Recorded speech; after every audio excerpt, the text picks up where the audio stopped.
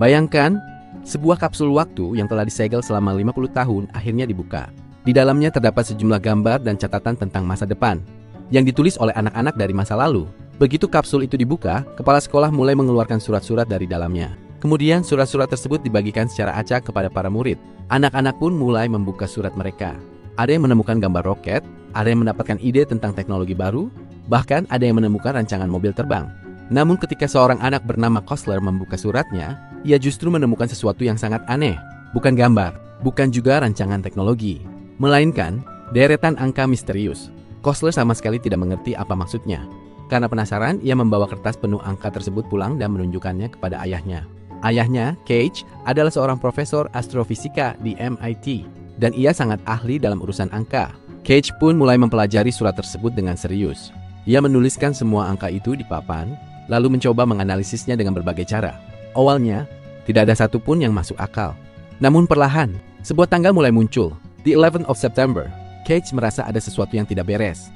Ia pun segera mencari tanggal tersebut di internet, dan ketika melihat hasilnya, wajah Cage langsung berubah. The 11th of September 2001, hari ketika serangan teroris mengguncang Amerika Serikat.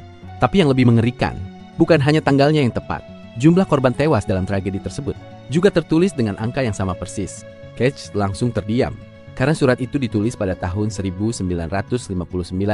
Artinya, seseorang telah memprediksi sebuah tragedi besar 50 tahun sebelum peristiwa itu terjadi, dan prediksinya benar-benar akurat. Keesokan harinya, ia menceritakan semuanya kepada seorang rekannya di kampus. Bahkan Cage memberikan sebuah peringatan. Menurut catatan tersebut, bencana besar berikutnya akan terjadi hanya dalam 2 hari. Dan jumlah korbannya 71 orang. Namun rekannya justru menganggap Cage terlalu jauh berpikir.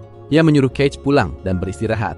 Di rumah, ia terus menyalakan televisi dan memantau berita. Hingga akhirnya, hari yang tertulis di dalam surat itu tiba. Tapi anehnya, seharian penuh tidak ada satupun berita tentang bencana besar. Di luar hujan turun dengan deras. Cage kemudian pergi menjemput anaknya dari sekolah. Namun di perjalanan, ia terjebak dalam kemacetan panjang. Mobil-mobil bergerak sangat lambat. Cage kemudian menelepon rekannya. Mungkin aku memang terlalu memikirkan semua ini. Mungkin ini hanya sekumpulan angka. Namun beberapa detik kemudian, matanya tertuju pada layar navigasi mobil. Di sana terdapat angka, lintang, dan bujur. Tiba-tiba, Cage teringat pada angka-angka lain dalam surat yang sebelumnya tidak pernah ia pahami. Ia segera membandingkannya. Dan saat itulah, semuanya menjadi jelas. Angka-angka tersebut bukan sekadar angka. Itu adalah koordinat geografis. Dan koordinat tersebut tepat menunjukkan lokasi tempat Cage sedang terjebak dalam kemacetan. Jantungnya langsung berdebar. Artinya, bencana yang tertulis di dalam surat itu akan terjadi di tempat ini.